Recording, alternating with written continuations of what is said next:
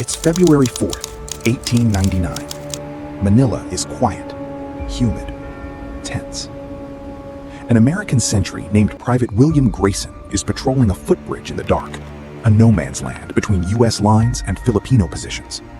Out of the shadows, 4 armed men appear. Grayson shouts a warning. They don't stop. He fires. Within minutes, the gunfire spreads down the entire line. By morning, thousands of men are dead or dying, and the United States has stumbled into a war almost nobody back home even knew was coming. This is the story of how America, fresh off its splendid little war with Spain, walked straight into a brutal counterinsurgency on the other side of the planet, and how Filipino fighters, outgunned and outnumbered, forced the most powerful army in the hemisphere to fight a war it didn't know how to win. Before we dive into the next part, if you're someone who loves military battles as much as I do, go ahead and subscribe now. That way you'll never miss a video, and you'll be the first to know when something new drops. Rewind a year. The Spanish-American War is winding down. Spain is finished in the Philippines, and the man leading the Filipino independence movement, Emilio Aguinaldo, thinks he's found the perfect ally. The US Navy literally ships him back from exile in Hong Kong on one of Commodore Dewey's own vessels. Filipino revolutionaries fight alongside American troops. Manila falls to the Americans in August 1898, after Spain and the US quietly agreed to stage a token battle, so Spain can surrender to Americans rather than to the Filipino forces who'd actually been besieging the city. Aguinaldo declares independence anyway. He raises the Philippine flag at Kawit in June 1898, forms a government, and by January 1899, inaugurates the first Philippine Republic. Washington has other plans. The Treaty of Paris is signed. Spain hands the Philippines to the United States for $20 million. No Filipino delegate is in the room. The liberators have become the new colonizers, and everyone on the ground can feel it.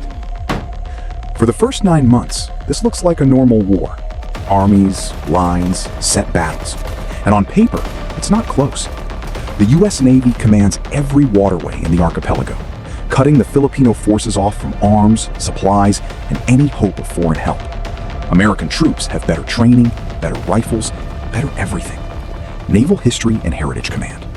Aguinaldo's strategy is desperate, but not crazy. Hang on long enough, inflict enough casualties, and maybe American public opinion turns. The hope is specifically to bleed McKinley politically, to help anti-imperialist William Jennings Bryan win the 1900 election and pull U.S. forces out voluntarily. It doesn't work. McKinley wins re-election, and that result crushes Filipino morale. It signals the Americans aren't leaving anytime soon.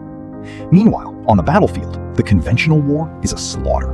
Filipino forces keep losing pitched battles against a better-equipped enemy. So Aguinaldo does something that will define the rest of the war. On September 14th, 1899, on the advice of General Gregorio del Pilar, Aguinaldo authorizes guerrilla tactics in Bulacan province. 2 months later, it becomes official policy. On November 13th, Aguinaldo decrees that guerrilla warfare is now the strategy, not a last resort, but the plan. This is the moment the war America trained for ends, and the war America wasn't ready for begins. There's no more front line, no more big battles to win and move on. Just ambushes, raids, fighters who melt into the jungle, then melt into the rice paddies, then melt into the village crowd, wearing the same clothes as every farmer around them. In just the first 4 months of the guerrilla campaign, American forces take nearly 500 casualties. Filipino units start winning fights they shouldn't be able to win. Ambushes and skirmishes at places like Paye, Katubig, Pulang Lupa, and Mabitak. At the Battle of Makahambu's Hill in June 1899, Filipino forces actually rout an entire American regiment while suffering almost no losses themselves. And for a while, it works. McKinley himself reportedly considers withdrawal once the guerrilla raids start racking up. If this script needs one scene that captures the whole war, it's this one. December 2nd, 1899. Tirad Pass in the mountains of northern Luzon. 60 Filipino soldiers under 24-year-old General Gregorio del Pilar, the same general who'd convinced Aguinaldo to go guerrilla, are dug into a mountain pass. Their job? Hold the position so Aguinaldo can escape into the highlands. 500 American soldiers come at them. 60 Filipinos hold the pass for 5 hours before nearly all of them are killed, Del Pilar included. It's the Philippines Thermopylae, a last stand that buys Aguinaldo the time he needs, and becomes a symbol of resistance that long outlives the war itself. Here's where the story stops being heroic on either side. Guerrilla war has no front lines, which means it has no rules either side fully respects. American commanders start treating entire regions as hostile territory. Villages suspected of sheltering guerrillas get burned. Civilians get forced into reconcentration zones, essentially concentration camps, meant to separate the population from the fighters, but which become breeding grounds for disease and starvation. The war ultimately kills at least 200,000 Filipino civilians.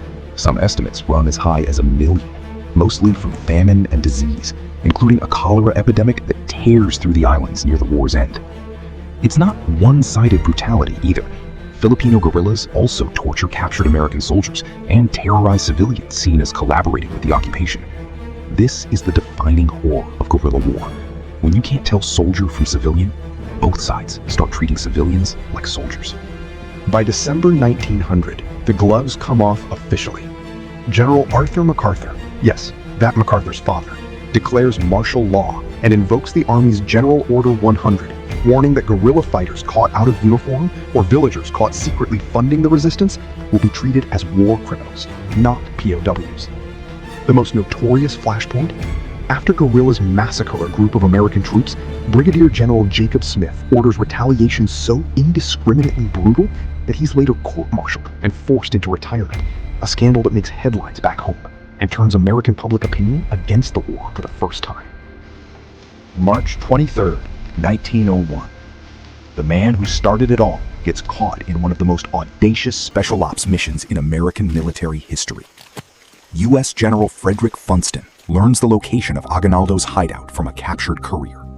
He personally leads a small team of officers disguised as prisoners of war, escorted by Filipino Macabebe scouts dressed up as guerrilla fighters, Aguinaldo's own allies, supposedly bringing him reinforcements. It's a Trojan horse. Aguinaldo welcomes them in. Funston and his men reveal themselves and take him prisoner without firing a shot that matters. Within days, Aguinaldo swears allegiance to the United States and calls on his countrymen to lay down their arms. Here's the twist most people don't know. Capturing Aguinaldo didn't end the war. It just ended the story Americans wanted to tell about the war. A guerrilla leader named Macario Sakai keeps fighting in Batangas province until 1906. About 1,000 fighters under Simeon Ola hold out until late 1903. Separate resistance movements, the Muslim Moro people in the south, religious militant groups called Pulahanes, keep fighting in remote regions for years, with the Moro resistance not fully crushed until the Battle of Bud Bogsak in 1913, 14 years after that first shot on the bridge. But on July 4th, 1902, President Theodore Roosevelt makes the announcement that goes in the textbooks. The war is over. It's not, really, but the official story is what people remember. By the numbers, the U.S. won. Over 4,200 American and 20,000 Filipino combatants are dead. Up to 200,000 civilians, maybe far more, are gone. The Philippines remains under American control for decades, U.S. Department of State. But the deeper lesson is the one that should have echoed forward. A smaller, poorer, technologically outmatched force fighting on its own ground for its own independence can make the strongest military on Earth bleed for years by refusing to fight the war that military trained for. This wasn't the last time the United States would learn that lesson. It just might have been the first.